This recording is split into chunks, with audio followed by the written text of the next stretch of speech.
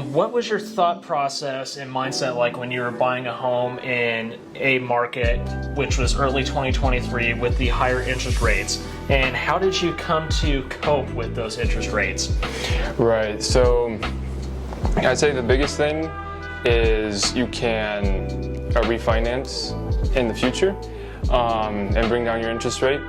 I also believe that when you pay more on your mortgage, it'll also help a lot over time. Just paying that little bit of extra will make a big difference in the long run. Mm-hmm. And on top of that, just to let you all know, I do, along with my lending partners, have tools available such as HomeBot, for example, and I can plug your property into this system and it'll tell you if you pay $10, $50, $100, $10,000 more each month, how much money you're going to save in interest over the course of 15 or 30 years, whatever the case may be.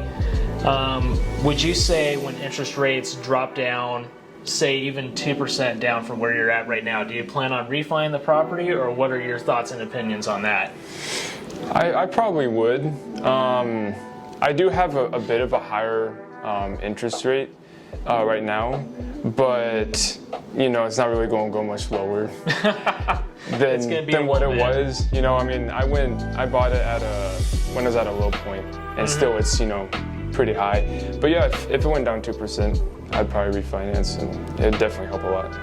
Yep, and I know we've mentioned this before already, but when you think about it, guys, 100% interest on rent as compared to less than 10% interest on buying a home, even if you're doing an FHA purchase with down payment assistance right now, you're still under 10%, which is a pretty good racket compared to where we would have been 20 or 30 years ago at 18 to 19% interest rates. So think about that for a second.